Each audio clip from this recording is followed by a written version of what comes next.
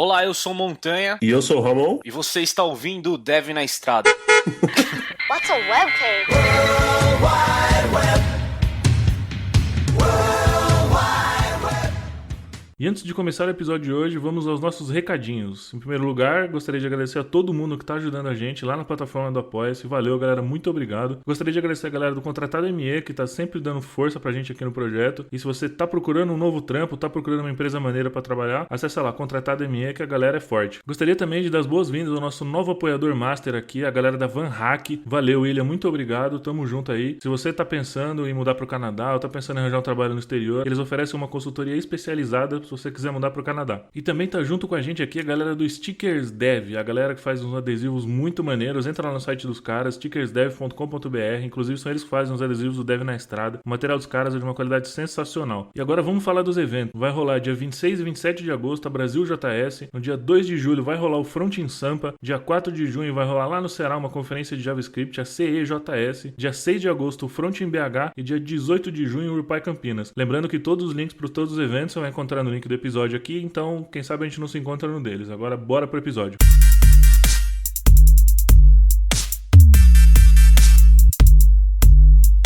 Sejam bem-vindos a mais um Dev na Estrada. Eu sou Montanha, com Ramon. Fala aí, galera. E o nosso convidado de hoje, Giovanni Bassi. Olá, tudo bem, pessoal? Eu sou o Giovanni, sou programador na Lambda 3. Boa, cara. Então, pra gente começar, na verdade, antes da gente começar, eu queria agradecer. Muito obrigado aí por ter aceitado o nosso convite para gravar esse podcast. Imagina, eu que agradeço. E vamos lá, vamos começar a falar um pouquinho de você, cara. Como é que você começou nesse mundo aí da programação, no mundo de tecnologia? Pode voltar bastante aí na sua história. Conta um pouquinho pra quem tá ouvindo. Tava pensando nisso esses dias, vai fazer quase 20 anos já que eu comecei a trabalhar. Trabalhar, na verdade, já faz 20 anos, mas eu comecei em outra área. Eu sou um dos intrusos que trabalha com programação. Eu sou um dos. Por isso, eu sou um dos caras que mais se opõe, por exemplo, a conselhos regionais e diplomas, essas coisas, justamente por isso, né? Eu acho que a gente estaria excluindo uma série de talentos. Eu não sou formado em nada ligado a TI, né, em ciência da computação, análise de sistemas, nada disso. Eu sou formado em administração de empresas pelo Mackenzie. Me formei em em 2000 eu me formei. Empresário, sou empresário. Se você não sabe o que você quer fazer na faculdade, você faz administração. Isso é verdade. Apesar de que tecnologia era uma opção e por influência dos meus pais, eu acabei fazendo administração. Se você falasse comigo com 18 anos, ia estar evidente que eu devia ter feito alguma coisa ligada à tecnologia. Mas a gente é muito novo, né? 18 anos é muito jovem para escolher uma profissão e eu fui na dos meus pais, né? E aí, assim, foi isso. Cheguei a trabalhar alguns anos na área de administração, né? Eu cheguei até a ser supervisor financeiro na extinta, né? Na comprada, que foi comprada pela United, da antiga Continental Airlines, né? Trabalhei aqui na Rua da Consolação como analista financeiro, cheguei a supervisor, tudo. E quando eu me tornei supervisor financeiro, a gente tinha um programador de Clipper, né? E os sistemas tinham vários problemas, né? E eu sabia dos problemas antes de ser supervisor e pedia pro cara corrigir esses problemas, né? E não saía, as correções não saíam e isso estava impactando muito o departamento que eu trabalhava e que agora eu supervisionava, né? Então eu falei, não, isso não dá pra ser assim, eu sempre fiz as coisas que eu precisava fazer com o computador, eu vou resolver esse problema. Vou fazer eu. Olha. Vou fazer eu, cara. Né? Mas projeto de software não sendo entregue, cara, você tá enganado. Só pode estar enganado. Pois é. Aí, cara, a empresa, ela era cliente já da Microsoft e eu andei até a Praça da República, comprei um Visual Basic 6 pirata e comecei a programar. Eu não me preocupei com a licença, até porque a empresa tinha licença, né? Eu só não queria passar pela burocracia, né? Então, de ter que pedir, e os caras iam falar que eu não podia ter e tal, né? Aquele negócio, né? Você pede desculpa, não pede permissão. Então, eu fui lá na Praça da República, comprei um VB6 pirata. Hoje é engraçado isso, porque hoje a Microsoft dá de graça essas coisas, né? Mas na época ela não dava. Instalei, né? Acho que 5, 6 CDs, o VB6 naquela época, eu não lembro direito. Sei lá, não sei. Não, acho que era um só, não lembro. Bom, dane-se. E aí eu instalei lá o... 5 CD no VB6 é brincadeira, hein? Pois é. E aí, assim, a gente ainda tinha drive de CD naquela época, né? E isso aí era 97, por aí. 98. Não, era VB6 já, era 98, 99. Sei lá, cara, era por aí. Faz bastante tempo já. E pra gente ter uma noção, você tava o que aí? Já tinha terminado faculdade, você falou? Sim, eu tinha terminado a faculdade. Não tinha terminado a faculdade. Tinha nada. Tava juvenil ali. Tava. Me formei em 2000, eu tava na faculdade ainda. Só que, cara, eu mal ia à aula, entendeu? Nessa época, eu tava entre a faculdade, a casa da hoje ex-namorada, né, e o Mackenzie, né, e o trabalho, então, que era tudo lá na área do Mackenzie. Então, eu sempre andei de moto, né, era o que dava pra comprar na época, até hoje eu ando, né. Então, era muito rápido pra me locomover pela cidade e eu não precisava, fazia tudo a pé. Então, eu ia à aula, né, eu trabalhava pra caramba nessa época. Eu ia à aula quando os meus amigos me ligavam e falavam, cara, vem aí que agora tem que vir, né? Daí eu ia. Tinha uma galera já que te ajudava. Era um ajudando o outro, na verdade, né? E, cara, a faculdade de administração hoje, olhando pra trás, era porque eu trabalho hoje é totalmente na flauta, é uma piada, mas enfim. Né, assim, se comparando com as coisas que eu vinha estudar depois, a complexidade é muito mais baixa, né? Muito mais simples, né? Mas e aí, assim, comecei a fazer o sistema, né? E, sei lá, em poucos meses eu tinha feito algumas coisas já e, assim, eu tinha... Por exemplo, a gente tinha um analista lá que ele fazia reconciliação de cartão de crédito. Imagina só, o cara pegava um relatório, imagina, sei lá, milhares de bilhetes aéreos vendidos, o cara pegava um relatório impresso que ele recebia de faturamento, e ele pegava o relatório impresso que ele recebia da Mastercard, da Visa, etc, né? E ele batia um a um, cara. Ai, que desespero, cara. Exato.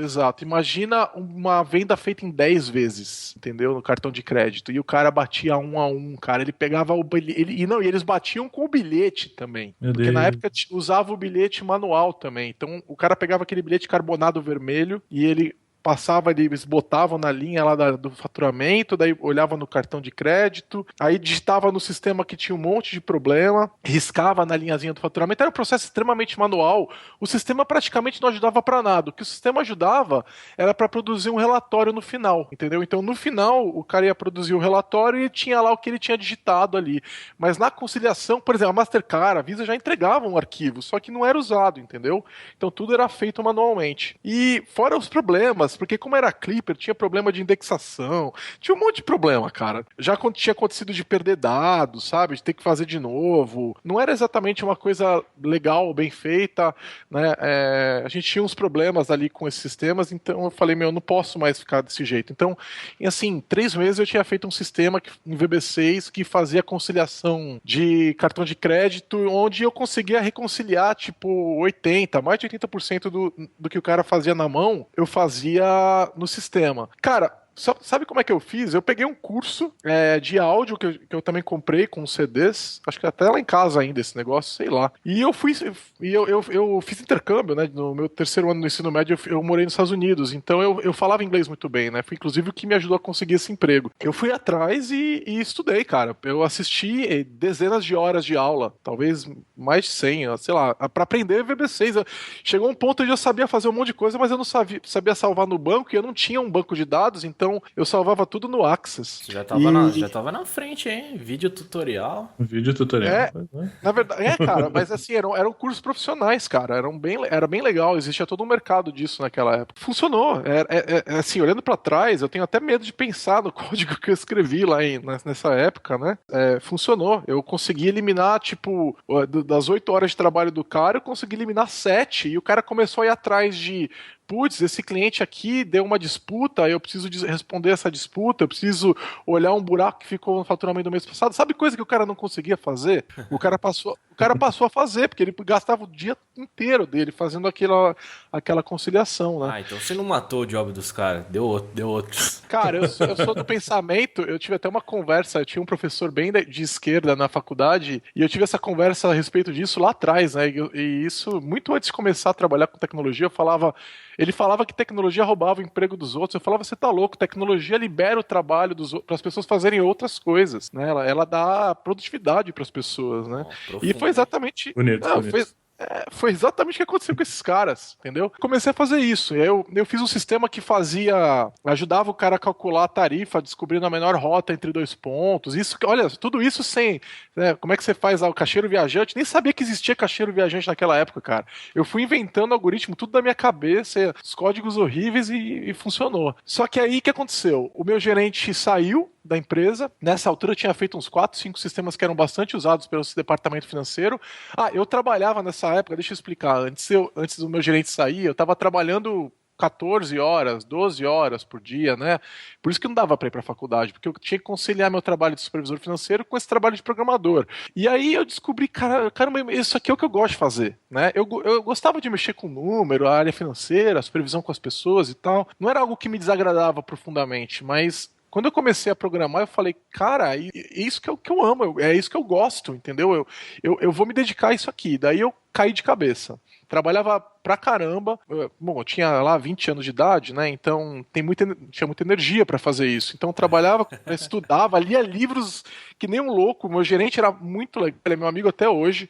Ele comprava os livros pra mim e tal. Não fiz nenhum curso assim, sabe? Eu ia tudo na mão, eu ia aprendendo. E aí, uma hora que o antigo nosso programador saiu da empresa, ele falou, cara, você não quer assumir? Já eu coloco outro supervisor e tal. Aí eu falei, paga quanto? Ele falou, paga mais. Eu falei, opa. Louco, cara. Opa. Demorou, né? Não, né? Eu não pensei 2 vezes. Eu troquei imediatamente de posição. Eu era CLT já naquela época na empresa e a minha primeira carteira assinada já foi como coordenador de desenvolvimento. Né? Está na minha carteira. Porque só tinha eu. Você se autocoordenava, cara. Eu me coordenava, cara. Então, assim, a empresa tinha os programadores deles lá em Houston, nos Estados Unidos, eles tinham um programador na Europa e tinha eu no Brasil, que não era, era meio roubado, assim, porque eu era financeiro, né? E aí, pois é, daí eu comecei, e como era companhia aérea, toda hora eu comecei pra Houston, aí eu comecei a descobrir como é que eu fazia pra licenciar tudo que eu tava fazendo, compramos um servidor da Compaq na época, instalamos um Windows Server bonitinho lá, tal, beleza. SQL Server, saí do Access. Mas aí o meu gerente saiu da empresa e foi substituído por um novo gerente que não tinha nenhuma visão. O cara falou, cara, você vai voltar para a área financeira. Eu falei, não vou voltar para a área financeira. Ele falou, você vai. Eu falei, não vou. Aí ele falou, colocou uma... Houston, we have a problem. Puta, cara, tava me segurando aqui pra não fazer essa piadinha. Eu não aguentei mais, eu precisava soltar. Não tava aguentando. Foi mais ou menos isso. Só que o cara era aquele tipo de gerente que ninguém quer ter, né? Odiado por todos. Eu falei, não vou aguentar isso, né? Isso era 2003, né? E aí eu fui atrás de descobrir aonde eu poderia trabalhar com um imenso pavor, né? Porque a minha visão de mim mesmo naquela época era, sou formado em administração e meti a cara num negócio que eu descobri que eu amo, tô ferrado, porque eu não sou profissional. Então, como é que eu vou arranjar emprego nessa área? A minha visão de programadores nessa época, no final de 2002, assim, era de... Assim, eu tinha alguns amigos, né? Tinha um amigo especialmente que era uma referência para mim, que hoje trabalha na Receita Federal como gerente de projetos, que é o Enoch, né? E ele é um cara na Secretaria da Fazenda, na verdade, de São Paulo. Ele era programador de C++ na época. E o cara é muito inteligente, entendeu? E aí eu olhava e falava, putz, eu tô ferrado, né? Porque deve ser todo mundo igual a ele. Né? Mal sabia eu. Você virou e falou, sou um bosta. Era isso. Aí eu falava, tô ferrado. Daí eu fui atrás de entender o mercado, eu não me entendia como profissional naquela época, né? Quando eu fui pro mercado, eu descobri que eu estava fazendo coisas que poucas pessoas estavam fazendo, porque eu tinha estudado muito naqueles anos anteriores, né? Então, em 2002, eu já estava trabalhando com .NET, né? Então, antes do .NET ser lançado, eu já estava estudando .NET. Então, porque eu fui fazendo tudo sozinho, eu não sabia o que podia e o que não podia, entendeu? Então, eu fui fazendo. Eu aprendi toda a teoria de banco de dados sozinho, normalização, tudo que tinha que fazer, eu aprendi tudo sozinho. Cara, isso é bem difícil, né, cara? Porque geralmente a gente vai subindo o nosso nível conforme a gente vai trabalhando nos lugares, com pessoas melhores, né, mais seniorizadas, a gente vai subindo o nível, você meio que foi sozinho ali, né? Sim, eu queria muito ter tido um mentor, viu, cara? É uma coisa, assim, eu nunca tive na vida uma pessoa que falasse, cara, vai por aqui, sabe? Foi sempre eu fuçando, até hoje é assim, né? Mas naquela época, quando eu fui olhar pro mercado e fui entender o mercado, eu descobri que eu não era tão ruim quanto eu pensava, né? Então eu percebi que eu já estava no nível de vários profissionais, talvez já tivesse até passado alguns outros, mas eu não tinha nenhuma experiência trabalhando em times, né? Eu sempre trabalhei sozinho, eu não sabia falar os jargões, sabe? E tudo que eu falava era em inglês, porque tudo que eu estudei era em inglês. Eu não falava SQL Server, eu falava SQL Server, né? E as pessoas não entendiam quando eu falava isso. Você tentava se enturmar ali, chegar na galera. Aí SQL Exatamente. Server, ok? Os caras, pô, SQL Server, cara, que... Quando o cara falou Procedure na minha frente, eu quase caí na risada, cara.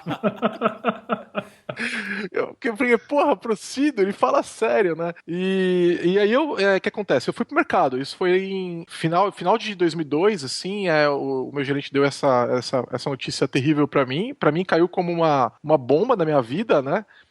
Eu tinha um filho pequeno já nessa época, eu tive um filho bem cedo, né? Aí eu tava com 24 anos, mais ou menos, podia abrir mão do meu salário, né? Então eu falei, pô, tô ferrado, porque eu vou ter que voltar a trabalhar com uma coisa que eu não quero fazer mais, né? E aí eu fui pro mercado, eu tinha uma renda mínima que eu precisava para pagar as contas do meu filho, da minha escola do meu filho, das minhas coisas todas que eu precisava, e eu falei, bom, vamos ver o que eu faço. Aí eu parei, já tinha várias férias atrasadas, tirei 3 meses de férias, em 2 meses eu tava certificado no nível mais alto que você podia estar na Microsoft, e fui pro mercado com isso na mão. Né? E aí eu encontrei, passei por várias empresas que se dizem, né, de tecnologia, mas na verdade são empresas que querem te contratar para te alocar em algum lugar, que nem querem nem saber quem você é, né? E eu acabei parando em uma que na verdade era muito mais cuidadosa e que ia fazer me parecia que ia fazer um trabalho legal, e rolou uma relação de confiança com um dos donos, que na época foi a Conquest One, que é uma empresa que eu gosto muito até hoje, né? Foram os caras que me tiraram da Continental Airlines na época, né? A Conquest One estava precisando de um cara para fazer um trabalho super simples, que não era algo que ia me dar o menor desafio, mas era uma porta de saída. E com um monte de possibilidade de fazer outras coisas, né? E eu fiquei desesperado, né? Porque ia ser um risco muito grande para mim, né? Então, eu trabalhava como CLT, não ia ser mais um regime de CLT e tal. E aí eu falei, putz, né? Como é que eu faço? Eu fiquei apavorado, mas eu falei, agora eu quero continuar trabalhando com isso, então eu vou, né? Apertei, não era exatamente o que eu queria ganhar, mas era quase. E eu fui. Dava pra pagar as contas. Dava para pagar. E aí eu fui, lá eu aprendi muito. Comecei a trabalhar com pares, pessoas que eram melhores do que eu, né? Muitas eram melhores do que eu, isso foi muito bom. Né? Não cheguei até a figura do mentor, mas aprendi pra caramba. Entrei em contato com gestão de projetos, que pra mim foi uma coisa incrível, assim, né? Tipo, nossa, isso existe, né? Assim que faz, né? Como é que faz um projeto de software e tal? E aí a gente lá dentro começou a criar uma fábrica de software lá dentro, que se chamava na época, né? Continuei estudando, né? Então eu não parei de estudar só porque eu entrei lá. Pelo contrário, agora eu tinha mais um monte de coisa que eu sabia que eu podia estudar, né? E aí aprofundei pra caramba no .NET, e logo em 2004 eu tava dando treinamento já de .NET, se eu não me engano. A empresa era parceira da Microsoft, né? 2004, 2005, por aí, assim. 2004 aqui, eu tô no stall. 2003 eu saí da Continental, 2003 eu já tava na Conquest One. Aí rolou de dar uns treinamentos lá dentro e tal, e eu comecei a me envolver com gestão de projetos. Chegou uma época que eu assumi a posição de gerente de projetos, e aí eu fiquei desesperado, que eu vi que não era o que eu queria fazer. Aí eu era gerente de projeto que programa, você acha? Mas tava evidente. A vida tava te levando pra esse caminho, cara. A vida tava, você vai começar a programar aqui como coordenador. Mas cara, a última coisa que eu queria era ser coordenador. E aí assim, mas é que assim, né, cara, o mercado faz isso. Parece que a carreira é assim, ó. Estagiário, programador júnior, sênior, pleno, analista, júnior, sênior, pleno, e aí você vira gerente de projeto, né? E isso não faz nenhum sentido pra mim. Não faz sentido, isso não é o caminho natural. Cara, né? Tamo junto, compartilho do seu sentimento. O Ramon tem esse sentimento aí. Eu tenho, cara. Meu negócio é show me the code, cara. Exatamente. E aí, gerente de projeto é uma outra carreira. E que eu entendo que algumas pessoas podem vir de programação, mas elas podem vir de administração, elas podem vir de engenharia civil, elas podem vir de marketing, entendeu? Não tem nada a ver necessariamente com a área de TI. Né? Para mim, trabalhar com gerência de projeto é trabalhar com outra coisa. Não é TI. Ainda que as pessoas com quem você trabalha, o produto do seu trabalho vai ser TI, gerência de projeto não é TI, né? E aí eu percebi isso. E aí eu falei, não, para. E nessa época eu tava trabalhava de terno, tinha cabelo curto ainda nessa época, tudo, né? E era parece uma outra vida pra mim, assim. Cara, mas assim, deixa eu entender uma coisa. Você falou que numa época ali você estudou pra caramba, comprou uns videotutoriais aí, estudou pra caramba. Nessa época aí, você já tava com um filho, você falou? Sim. Tava trabalhando na Conquest. Isso. E, cara, como é que você estudava, velho? Como é que você fazia as coisas? Como é que você arranjava tempo, cara? Me fala Cara, isso. você tirou as palavras da minha boca aqui, ó. Tirou as palavras da minha boca. Não à toa, eu me separei da mãe do meu filho quando ele fez 1 ano de idade, né? Porque eu tava basicamente estudando pra caramba, sem tempo pra nada, né? Voltei a morar na casa dos meus pais, que era o que dava pra fazer na época, entendeu? Cara, eu sempre estudei muito. Desde que eu entrei na área, eu sempre estudei muito. É uma constante desde daquele começo lá atrás da Continente. Isso é uma invariante na minha vida, entendeu? Eu preciso fazer caber, eu gosto muito e vai acontecer, entendeu? Então eu equilibrava do jeito que eu conseguia equilibrar. Quando eu me separei, o meu tempo com meu filho diminuiu muito, né? Por uma necessidade, eu saí de casa e tal. Então aí que eu caí de cabeça mesmo no estudo, né? Caiu de cabeça nas drogas. Não. Na computação. Exatamente. E assim, eu fiquei um tempo, apesar de ter assumido o título de gerente de projeto por um bom tempo, eu nunca fui de fato full-time gerente de projeto, né? Eu era aquele gerente de projeto que tava no código o tempo todo. Então chegou uma hora que eu falei, não, isso aqui não é pra mim. Nessa época, a Conquest contratou uma outra pessoa pra ficar na posição de gerente, né? Que era a Daniele Salles, que depois foi trabalhar com agências de publicidade e tal. Ela é uma excelente gerente de projeto, uma pessoa que ela tem o perfil do gerente de projeto. Tudo que eu não tenho, ela tinha, né?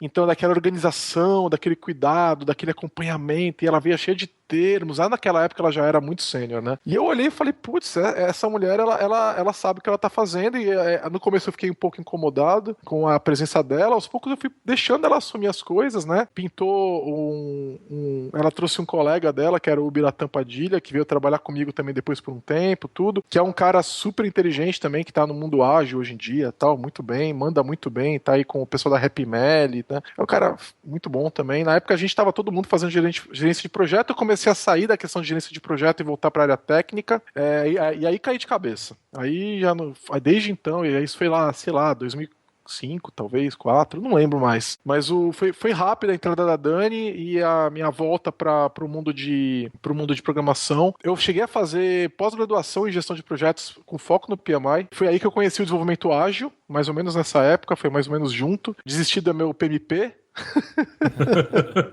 Olhou pro livro e falou, cadê seu Deus agora? Exatamente, porque desenvolvimento ágil desmonta tudo, né? Tudo. E quando eu entrei em contato, eu falei, putz, é isso. Essa é a resposta, não era o PMI. O PMI é a resposta para outros problemas, não para software, né? E aí abandonei totalmente. Terminei a pós, mas quando eu terminei a pós, eu já não acreditava mais. Foi logo no começo da pós. Rasgou o papel.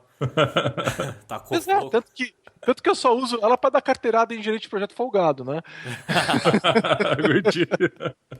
Mas logo no começo da pós eu entrei em contato com o desenvolvimento ágil e vi que não era mais aquilo que eu devia fazer na gestão de projeto tradicional, né?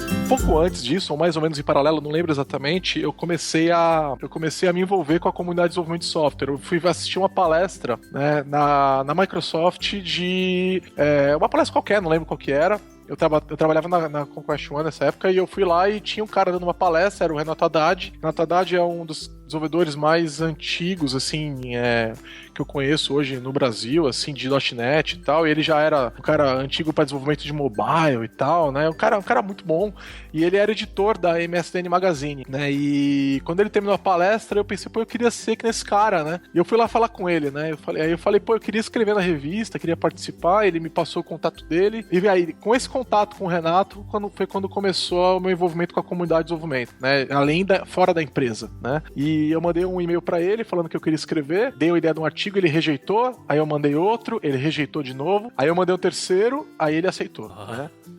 Uma perseverança. Exatamente. Aí escrevi, ele publicou o meu artigo, era muito legal, porque a MSN Magazine naquela época, ela botava teu nome na capa, quando o seu artigo era um dos principais, então o primeiro Era muito legal, cara. O meu nome saiu na capa da revista, logo no primeiro artigo. Emoldurado na parede. Cara, eu escrevi em dezenas de revistas, assim, de edições dessa revista depois, né? Então eu guardei cada uma delas, tá tudo guardadinho lá em casa. E aí, cara, caí de cabeça. Aí não parei mais, comecei o Renato, ele já era um cara muito influente, ele foi me apresentando para outras pessoas. A Dev Media, que era quem editava a revista, né? Ela tinha eventos, eu comecei a ir nesses eventos, eu palestrei nos eventos, cheguei a fazer a edição da revista também, e comecei a conhecer um monte de gente. E a Dev Media, ela fazia revistas que não eram só de .NET, ela tinha revista de Java, tudo, né? E aí eu comecei a entrar em contato com outras pessoas, de outras comunidades, né? Porque até então eu era um cara tava na plataforma Microsoft, né? E até então eu ainda era um cara que defendia o desenvolvimento. Sabe aqueles caras que falam, C# é melhor que Java? Sabe? A minha plataforma é mais bonita que a tua. Evangelista. Então, não é nem evangelista, porque evangelista tem muitos que sabem pesar. Eu era aqueles malucos fundamentalistas, entendeu? Eu tinha o logo da Microsoft tatuado no braço. Pois é, exatamente. Webform do caralho, O que eu acho, exatamente. Porque eu acho que é uma atitude natural, porque tá pagando tuas contas, né? O que você conhece, tá se protegendo, né? Então, nesse ponto eu ainda não tinha amadurecido, né? E aí, conforme eu fui entrando em contato com a comunidade, você vai vendo que não é bem assim, né? Você vai vendo que o mundo é maior, você vai aprendendo e tal. E aí, teve um evento da Dev Media que eu conheci o Felipe Rodrigues, né? O Felipe tinha uma empresa, ele é lá de Santa Bárbara do Oeste, né? Agora acho que ele não tá mais lá, mas ele era de lá. E ele tinha uma empresa chamada Fratec, né? E ele que era basicamente ele e mais algumas pessoas, a empresa era dele, e ele fazia desenvolvimento Java e palestrava e tal, e ele tava palestrando sobre Domain Driven Design, isso aí era 2007 talvez, e eu tava estudando o Domain Driven Design e foi muito legal, porque ele já manjava, ele já tava aplicando, eu falava, caramba, esse cara tá aplicando tudo que eu tô estudando e tal, né, não sei se era 2007, 2006, por aí. Eu quero ser igual a esse cara. Eu quero aprender o que esse cara tá falando, né, e assim, ele é um cara muito acessível, né, então fui falar com o Felipe, aí logo depois no evento também eu conheci a Yara Sanger, que é uma das donas da Global Code, que faz o The Developers Conference, ela tava nesse evento também palestrando, né? Então foi um evento que foi muito bom pra mim, porque eu conheci pessoas que são contatos, que foram... o Felipe eu já não tenho mais tanto contato com ele hoje, mas a Yara é meu contato constante até hoje, né? E depois eu não tinha ideia do tamanho que tinha a Yara na comunidade, ela é Java Champion hoje, é uma das pessoas mais reconhecidas no mundo com desenvolvimento Java e tal, é muito legal. Mas então, lá atrás, conheci ela, comecei a ter contato, comecei a me aprofundar aí eu comecei a ser convidado para palestra, abrir meu blog e comecei a ficar mais conhecido. Em 2009, eu recebi um reconhecimento da Microsoft chamado MVP, que significa profissional mais valoroso, né? Most Valuable Professional. Aí sim. Pô, isso aí foi importante para mim e eu vou explicar por quê. Olha só. Esse é um badge da hora, hein, cara? Esse é grosso. Esse cara, porque olha só, na época tinha menos de 100 pessoas que eram MVPs no Brasil. É um prêmio que a empresa te dá, entendeu? Eles viram e falam, eu reconheço que você é um cara influente na comunidade e ajuda a impulsionar o conhecimento nessa plataforma. Por que isso foi importante pra mim? Eu tava na Conquest, eu já tava meio que fazendo trabalhos por conta, fora da Conquest One. Entendeu? Então, conforme eu fui ficando conhecido, antes de receber o MVP, eu comecei a receber demandas de trabalho. Giovanni, você faz consultoria? No começo, não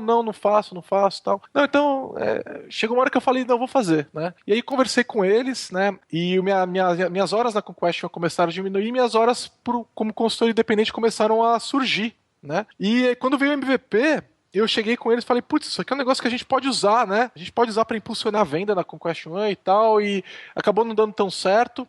A minha demanda pessoal por consultoria acabou aumentando, e chegou uma hora que não deu mais para ficar junto com eles ali, né? E não foi uma partida onde eu fiquei bem triste, porque eles que me tiraram da Continental, né, foram minha porta de saída e foi uma história muito feliz. Eu gosto muito de ambos os sócios lá deles, lá da Conquest, né, que é o Antônio e o Marcelo. São caras muito legais, excepcionais, né, eu admiro os dois, mas não dava mais para ficar lá, eu tava seguindo para um caminho diferente, né. A partida não foi sem estresse e eu comecei a trabalhar sozinho por conta, cara. Eu ia atrás dos meus clientes e era isso que eu fazia. O legal é que o meu trabalho como desenvolvedor, como consultor independente, se eu trabalhasse uma semana no mês, eu ganhava mais do que eu ganhava antes. Caraca. E era muito bom. Era muito bom. Então, olha só, você pega aí 2009, quando saiu o MVP, e eu passei a atuar 100% como consultor independente, se eu trabalhasse uma semana, eu tava pago. O que eu fazia nas outras 3 semanas? Cara, eu escrevia, eu palestrava, eu viajava pra falar. Eu só fazia isso, cara. Minha vida era trabalhar com tecnologia, né? E aí comecei também a entrar em contato com outras tecnologias. Comecei a dar uma olhada no Linux e tal, mas sempre mais forte no mundo do Windows e do .NET, né? E em 2010 fui para os Estados Unidos, conheci o Ken Schwaber, que é o criador do Scrum, e me tornei um dos primeiros instrutores do mundo da Scrum.org. Trouxe a Scrum.org para o Brasil. O cara sempre na vanguarda, hein? Curti. Foi muito legal, cara. Isso foi muito legal. Dei o primeiro treinamento no mundo de Professional Scrum Developer, foi aqui no Brasil, em abril de 2010. Até hoje me mantenho instrutor da Scrum.org, do treinamento, mas eu tenho evitado porque eu não tenho mais tanto prazer de dar treinamento igual eu tinha naquela época. Naquela época eu tinha tesão de dar treinamento mesmo. Eu queria estar com gente na sala, eu queria estar dando aula. Cheguei a dar aula em universidade por um tempo, mais ou menos naquela época também. Que é muito louco, porque eu não sou formado na área, né? Mas eu cheguei a dar aula. Em 2010 eu criei a Lambda 3 junto com alguns amigos, né? E um dos amigos era o Felipe Rodrigues, né, que eu conheci lá atrás, né? Tá vendo como é que é a comunidade? O Felipe acabou saindo da sociedade logo em seguida, ele preferiu não continuar com a gente, né? É ruim, né, quando a gente perde um sócio, é meio traumático, né?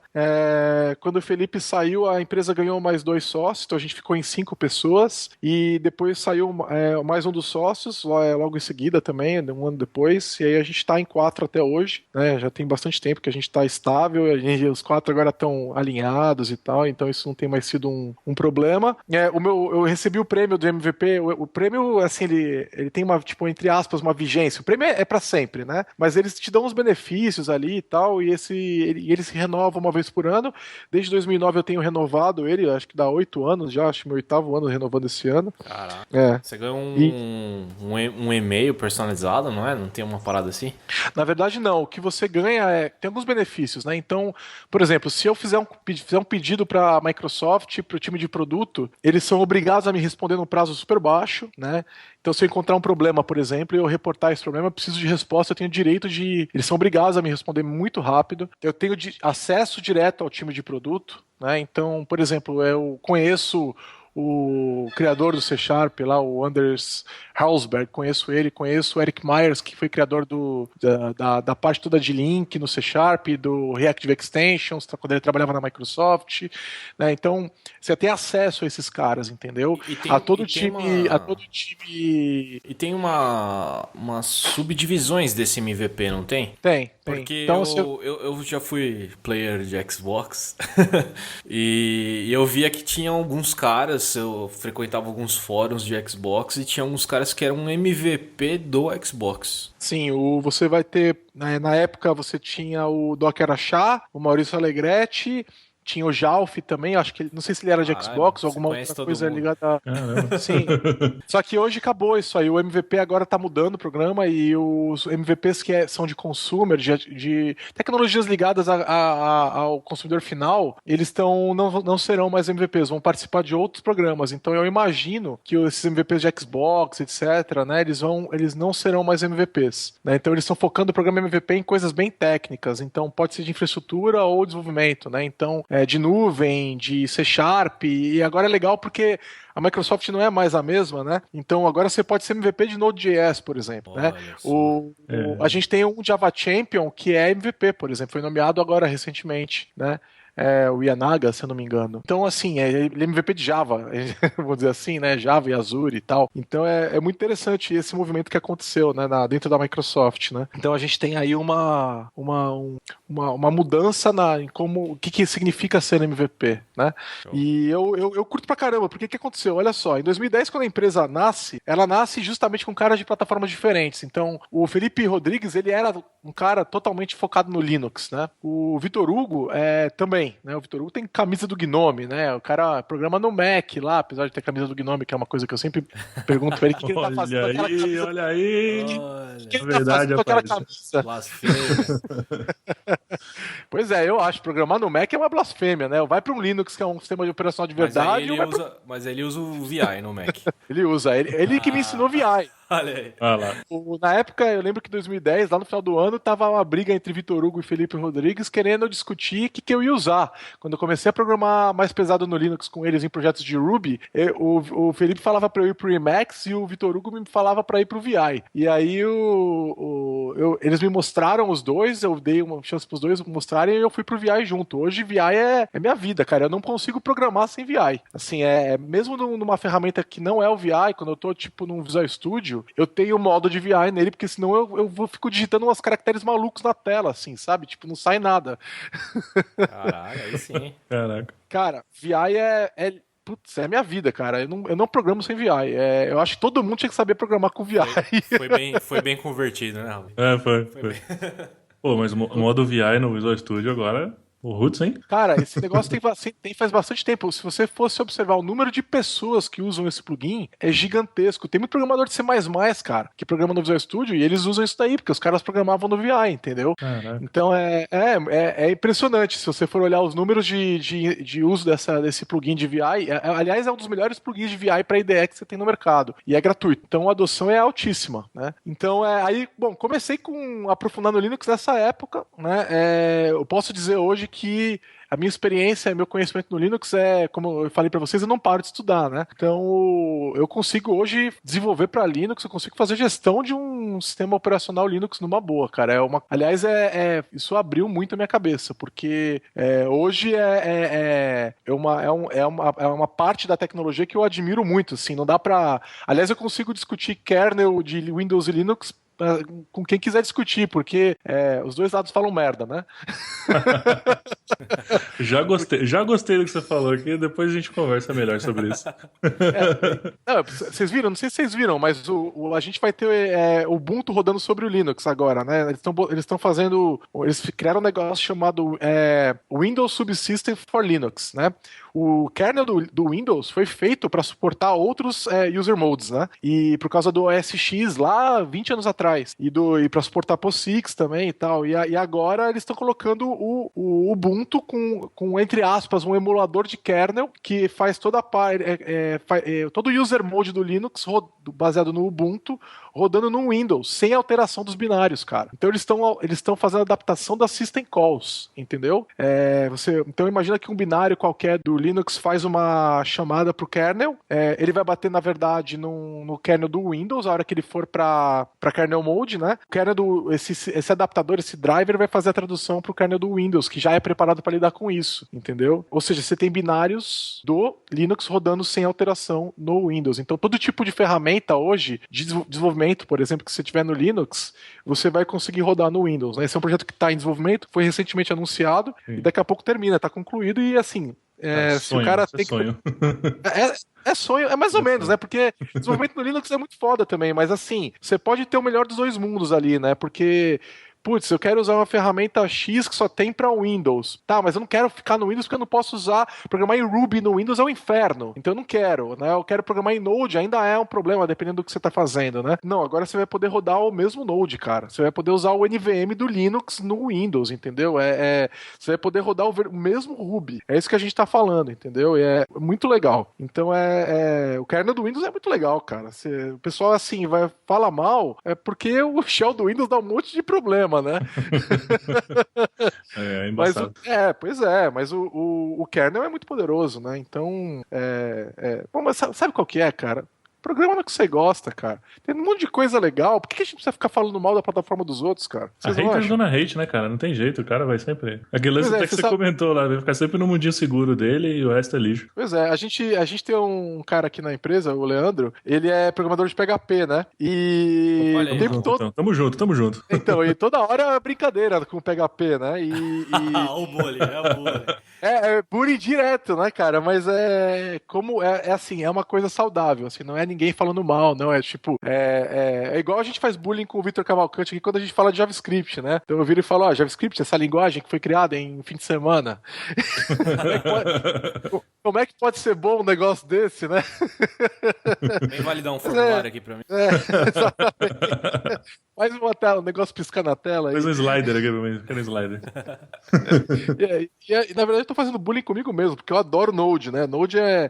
Hoje, o Node junto com o C Sharp, são as minhas principais plataformas de trabalho hoje em dia, né? E Node no Windows e no Linux, né? Então eu adoro. Então, vou falar mal do que eu uso também, mas é por brincadeira, mas porque o PHP tem esse problema mesmo do bullying, né? O pessoal enche o saco. Pois é, o pessoal enche o saco. Tal. É a mesma babaquice de pessoal de back-end enchendo o saco do pessoal de front-end, né? Ou o pessoal de linguagem dinâmica enchendo o saco do pessoal de linguagem estática. Cara, programa no que você gosta, cara. Vai ser feliz. Ramon vai aprender Python.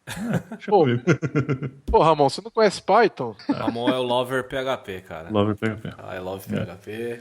Não, eu já mexi um pouco com Python, já dei uma brincada, mas eu quero aprender mais a fundo, sabe? Fazer umas paradas mais legais e tal. Preciso me diversificar um pouco. Cara, a gente tem que parar de programar em Python e Ruby e programar em JavaScript, porque é o que vai dominar o mundo, cara. Olha aí. Isso aí, ó, o cara visionário. Cara, essa é a provocação que eu faço com o pessoal de Ruby, né? Eu já fui em várias RubyConf, fui na RailsConf aqui no passado tal. Conheço o Akita, que é um cara que eu também admiro tal. O Ruby tinha eu brinco com o pessoal, né? Porque é verdade, o Ruby tinha uma visão de dominar o mundo, né? Porque é uma linguagem muito poderosa e linda, né? Então, a visão dos rubistas aí há 5 anos atrás é o quê? O Ruby vai ser a linguagem que todo mundo vai usar daqui a um tempo, né? O DHH falou lá atrás, né? Por que você vai programar qualquer outra coisa? A Microsoft vai morrer, né? Ele odeia a Microsoft, né? E aí a verdade é que o Ruby não dominou o mundo e quem tá dominando o mundo é o Node, cara. Então, assim, eu fico sempre que tem uma RubyConf eu tweeto assim, e aí, o Ruby ainda tá tentando dominar o mundo ou já aceitaram que agora é o Node mesmo, né? Porque o Ruby acabou... Cara, já fiz programas em Ruby, curto pra caramba a linguagem, acho uma linguagem muito bonita também, só tenho... elogios pra fazer pra linguagem, né? Mas não chegou lá, né? Não chegou e o tamanho dela tá razoavelmente estável nesse tempo todo, né? E o Node, cara, eu tava falando ontem com o pessoal que tava falando do TDC, a gente fez uma outra gravação de um outro webcast ontem. O Node vai ser a terceira grande plataforma nas empresas, cara. Né? Então hoje é .NET e Java e o Node tá entrando, cara. Você vai em grandes bancos, os caras estão usando o Node, cara. Pois é. E é o projeto open source que tá mais evoluindo, né? No espaço curto de tempo que ele tem, é o que mais evoluiu comparado com outras linguagens. É porque todo mundo sabe programar em JavaScript, cara. O cara programa em C Sharp, ele programa em JavaScript. Ele programa em Java, ele programa em JavaScript, cara. Pra ele ir pro Node, vamos lá, não é trivial, porque programar front-end com JavaScript, brincar com alguma coisinha lá é uma coisa, fazer Node é outra coisa, né? Mas o cara conhece a linguagem, ele já não tem a fronteira da linguagem, entendeu? Então o cara vira, você conhece Node? O cara não conhece, fala que conhece e passa o fim de semana se matando lá, ele conhece alguma coisa na segunda-feira, entendeu? Ele se vira, porque a curva de aprendizado não é tão alta, né? Você se vira mesmo. Eu acho que vai ser verdadeiramente uma plataforma viável em grandes bancos, assim, sabe? Em empresas engessadas, lentas, o Node tá aparecendo lá, coisa que você não imaginava, né? Empresa que trabalha com Java não entra C Sharp, mas entra Node, né? Cara, isso é muito louco. Isso que você tá falando é muito louco. Banco usando Node, cara. Isso a gente tem cliente aqui, grandes bancos, que estão pedindo Node pra gente. E a gente tá, né, nadando de braçada, porque a gente adora Node, então a galera conhece Node aqui dentro, né? Então, e você vai olhar, né, qual das grandes empresas aí que trabalham com Java ou com C Sharp conhece Node? Nenhuma, cara. Quem tá trabalhando com Node ainda é o pessoal que tá... as empresas, né, de consultoria e tal que estão oferecendo Node são as empresas menores ainda, né? Vai olhar aí a proficiência de Node nas grandes empresas de desenvolvimento, elas não conhecem ainda. Elas estão patinando igual a Agile. Que falam que conhecem e também não conhecem nada, cara. Pega uma grande empresa de desenvolvimento aí, dessas que tem poucas letrinhas no nome, e vai falar sobre Agile com ele, você dá risada. Os caras não sabem nada, cara.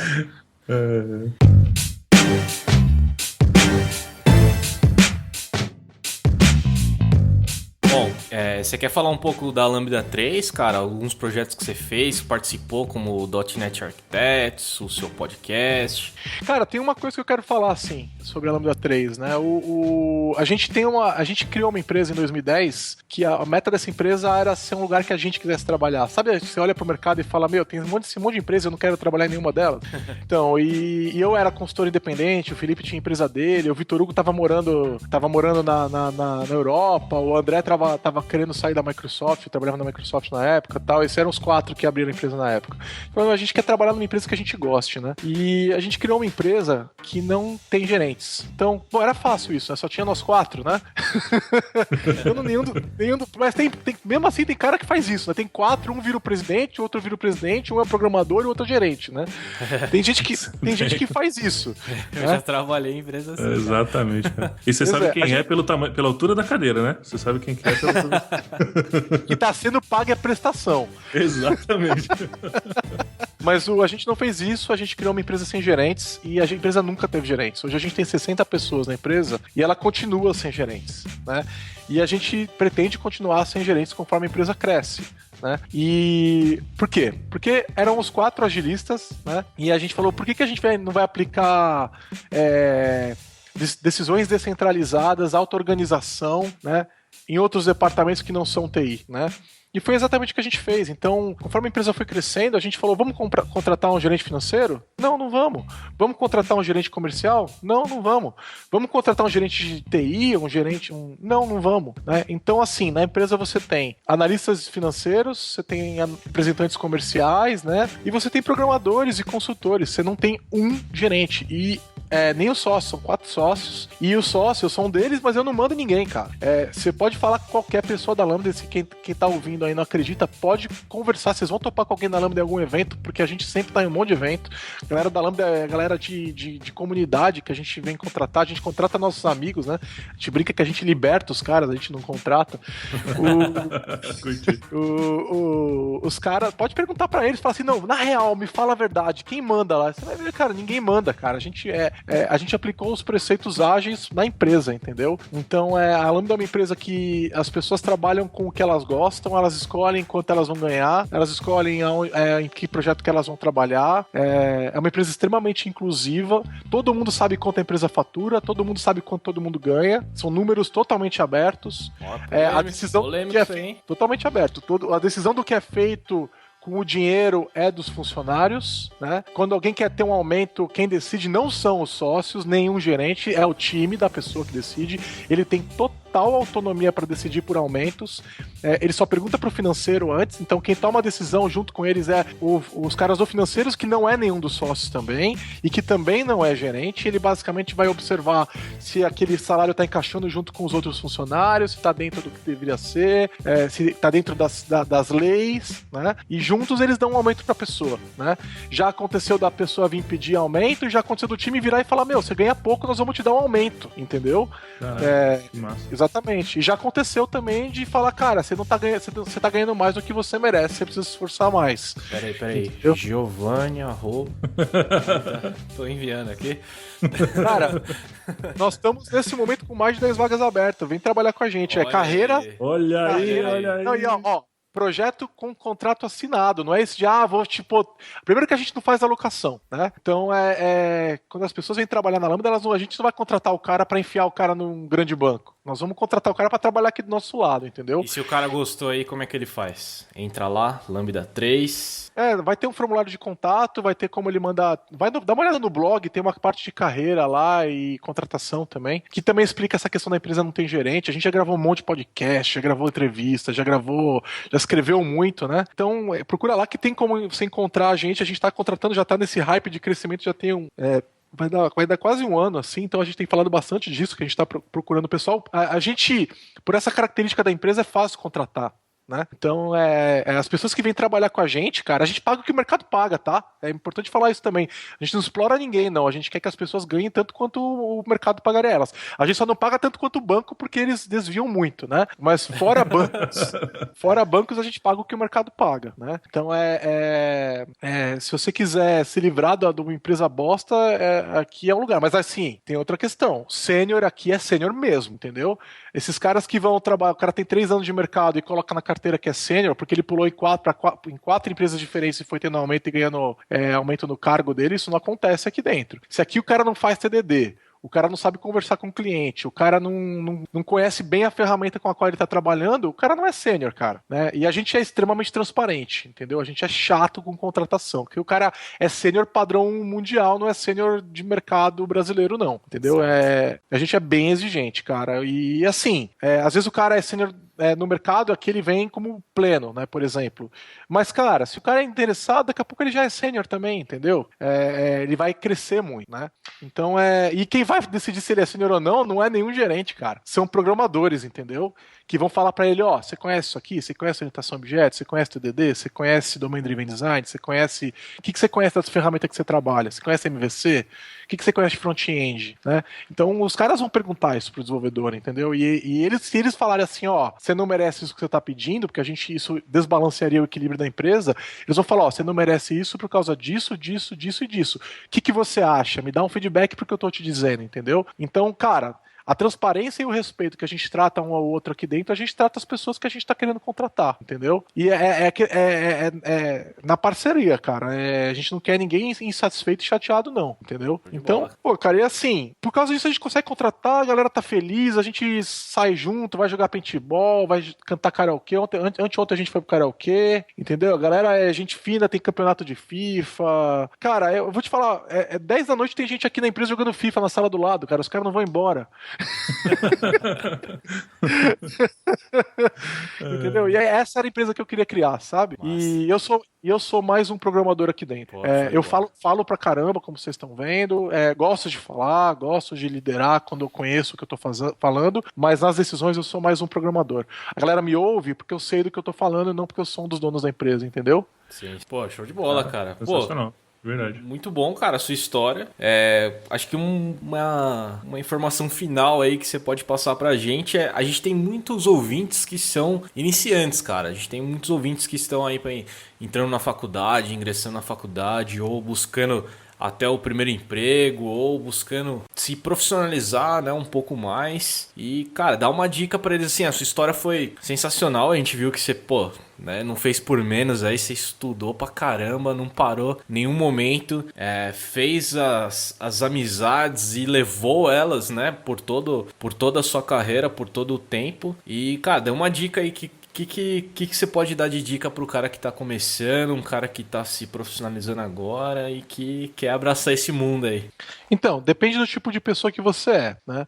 Então, assim, em tecnologia, cara, você vai poder ganhar, você vai ganhar bem. Mesmo se você não estudar, você vai ganhar bem, né? Então, assim, se o teu perfil é do cara que quer ficar na boa, fazer seu trabalho das 9 às 18 e tal, o que eu acho que não deve ser, porque você tá ouvindo um podcast, isso não é coisa de quem ouve podcast. Então, se seu perfil é esse, eu diria, pega uma tecnologia que saiu depois, há uns 2 anos atrás e estuda ela, vai fazer um curso em algum lugar e tá bom. Se você é um cara que ama programar, né?